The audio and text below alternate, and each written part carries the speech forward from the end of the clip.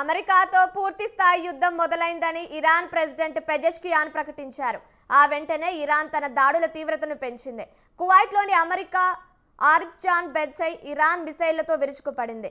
అక్కడ ఉన్న US terrorist ఆర్మీకి చెందిన హిమార్స్ మిసైల్ సిస్టమ్స్ ను లక్ష్యంగా చేసుకుని ఈ దాడి చేసినట్లు ఇరాన్ స్టేట్ మీడియా IRNA వెల్లడించింది.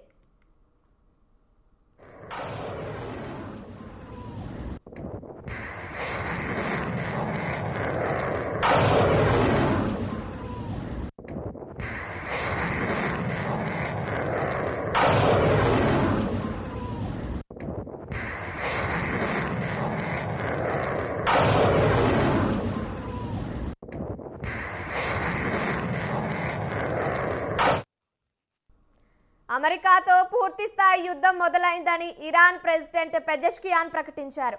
ఆ వెంటనే ఇరాన్ తన దాడుల తీవ్రతను పెంచింది. కువైట్లోని అమెరికా ఆర్ఫ్జాన్ బేస్లపై ఇరాన్ మిసైళ్లతో విరుచుకుపడింది. అక్కడ ఉన్న యుఎస్ టెర్రరిస్ట్ ఆర్మీకి చెందిన హిమార్స్ మిసైల్ సిస్టమ్స్ ను లక్ష్యంగా చేసుకుని ఈ దాడి చేసినట్లు ఇరాన్ స్టేట్ మీడియా IRNA వెల్లడించింది.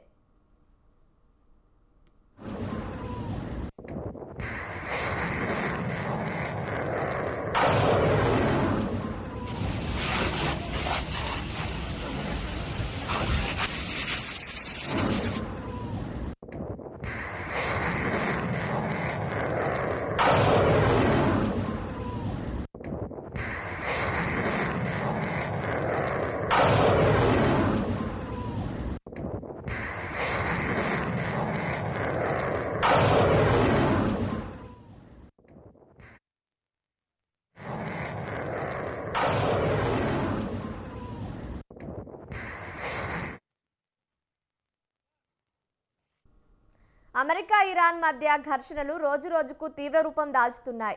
తమ హెచ్చరికలను ఖాతరు చేయకుండా హర్ముజ్ మీదుగా వెళ్తున్న 2 నౌకలను IRGC టార్గెట్ చేసింది. వాటిలో పేలుడు సంభవించిందని, అవి కదలలేని స్థితిలో ఉన్నాయని వెల్లడించింది. అమెరికా దురాక్రమణ కొనసాగుతున్నంత కాలం ఒక్క చుక్క చమురు కూడా హర్ముజ్ను దాటదని IRGC సందర్భంగా హెచ్చరించింది. ప్రతికార్య చర్యలకు సిద్ధంగా ఉండాలని అమెరికాను ఉద్దేశించి వ్యాఖ్యలు చేసింది.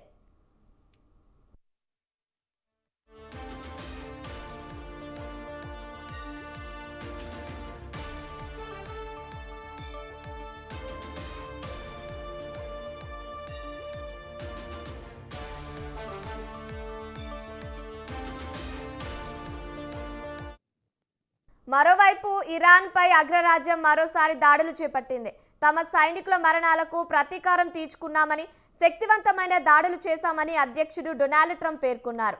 కొన్ని రోజుల క్రితం మొదలైన ఈ ఘర్షణల్లో ఇప్పటి వరకు అమెరికా వైపు ప్రాణ నష్టం 17కు పెరిగింది. ఇదిలా ఉండగా పశ్చిమాసియా దద్దరిల్లుతుండటంతో చమురు ధరలు మళ్లీ భగ్గుమంటున్నాయి.